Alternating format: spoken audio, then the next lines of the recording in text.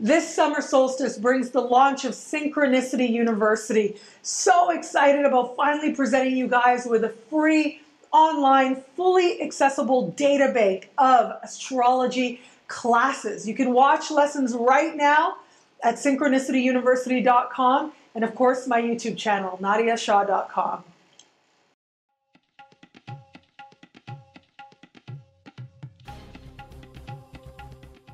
Hello, fabulous Cancer. Welcome to your horoscope for the month of August 2015, Love Focus. I am your astrologer, Nadiya Shah. Thank you for being here. This month, in the middle of the month, we have a new moon happening. This new moon is happening in tandem, arm in arm with Venus. If there ever was a time for a fresh start, a fresh beginning, and a fresh appreciation of love, this would be it. Now, this is strongly connected to the Venus retrograde. So right now we have Venus retrograde taking place, and this new moon is essentially activating that Venus retrograde, amplifying the opportunities and amplifying the chance that we all have to understand love and to move towards greater love as well in our own unique way. For you as a Cancer, there is a link now in allowing yourself to receive love and the love that actually shows up for you. In fact, I do think that in the middle of the month, there should be several reminders, several opportunities, some that seem to come out of nowhere that ask you to connect with a sense of allowing. Are you going to allow yourself to receive? Are you going to put up barriers or not? That's going to be part of the opportunity that shows up for you.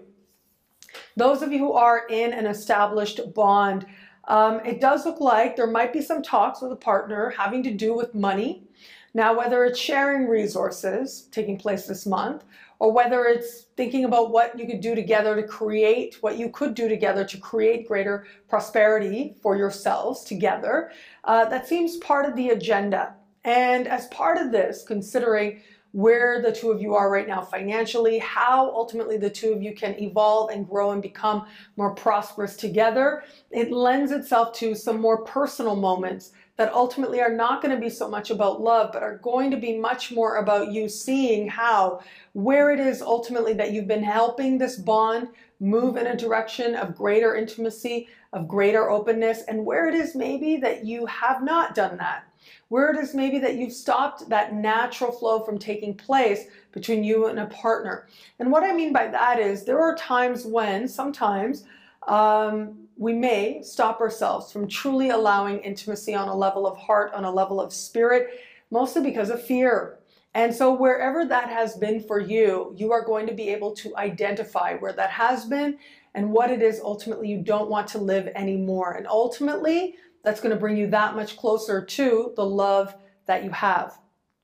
Those of you who are open to meeting somebody new, I mean, to me, this looks like daydreaming together. I gotta say, this is like the two of you sitting around saying, I want to be a millionaire. I want to be a millionaire too. What would you do if we were a millionaire? And through that, just really connecting to this very fantastical vision that seems totally graspable.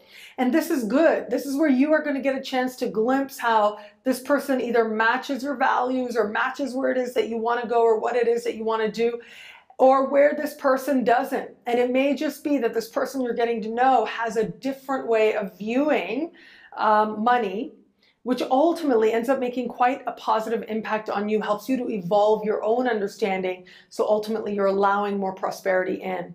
And those of you who are open to meeting somebody new, look, at the end of the day, this is going to be in the pursuit of making money that you meet someone with whom very likely there is a genuine heart connection. Now, it may be romantic, strongly indicated. It might not be romantic. It may seem romantic, but the reality is actually something different. It's Venus retrograde after all. I'd love to tell you otherwise, but with Venus retrograde, everything is not as it seems. Sometimes that works for the best, sometimes not so much for the best, but either way, we've got Uranus in supreme harmony with this new moon, which tells me that regardless of what happens and regardless in the fullness of time, you can't really go wrong with this. So the connections that you make now very likely will be whether it's in the pursuit of money or whether it's in the workplace. Now be careful with that, okay? I'm telling all water signs out there, be careful with that, not to mix, money and pleasure. as the case may be. But that might be part of the inclination now. However, regardless, allow yourself to enjoy.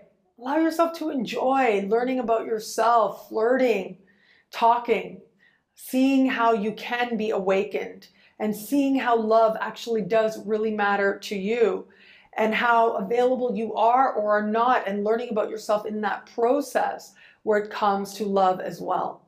What I love about this month for you is that emphasis on self-value.